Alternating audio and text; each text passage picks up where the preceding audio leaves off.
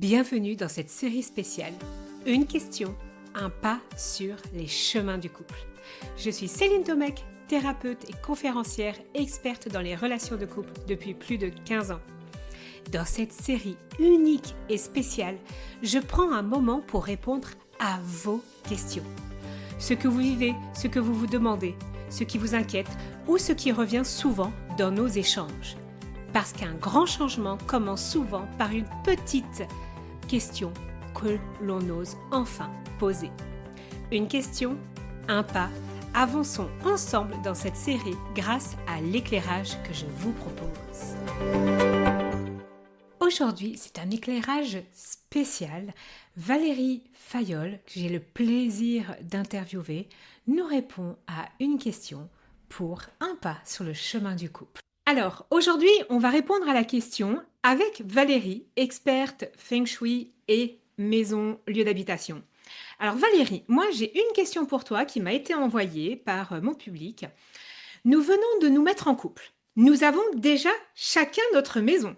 Comment faire le bon choix d'aller vivre chez l'un ou chez l'autre alors que nous avons déjà 45 ans et des habitudes bien ancrées et surtout que je n'aime pas sa décoration et lui n'aime pas mon organisation. Donc voilà, je réponds, on apporte notre éclairage aujourd'hui et je veux ton éclairage sur cette situation pour aider notre auditrice. J'aime beaucoup parce qu'il y a déjà la réponse dans la question.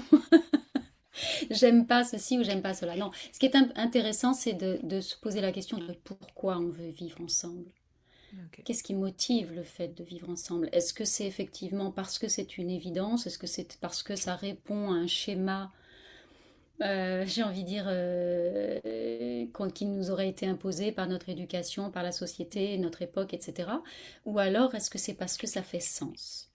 Et c'est la question du sens, c'est quelque chose qui est très personnel.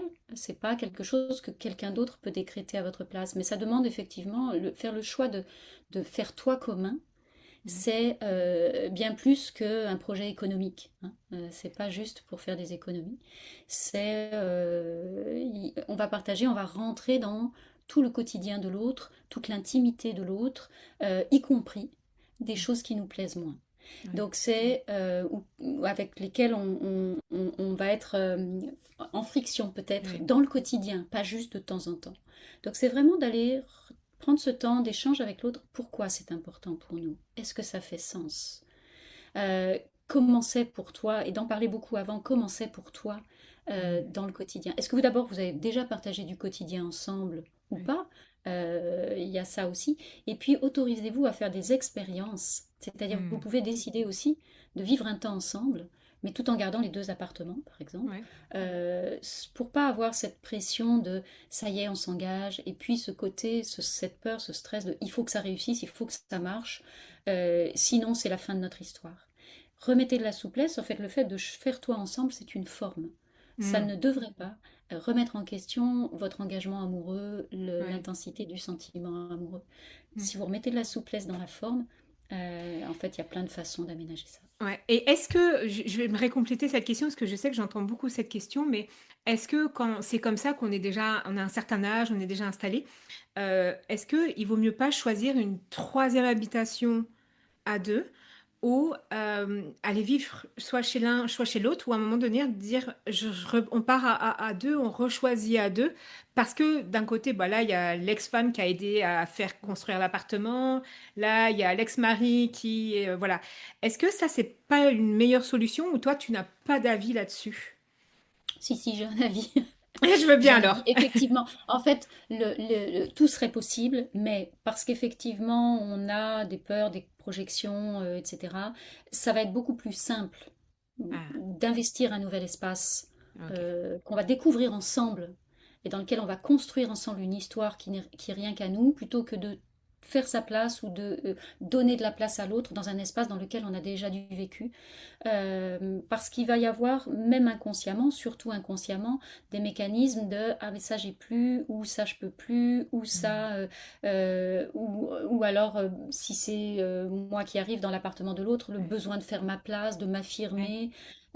Voilà, donc c'est des mécanismes inconscients, c'est le système nerveux qui s'enclenche aussi, qui va être en hypervigilance pour venir capter tous les signaux de la vie d'avant.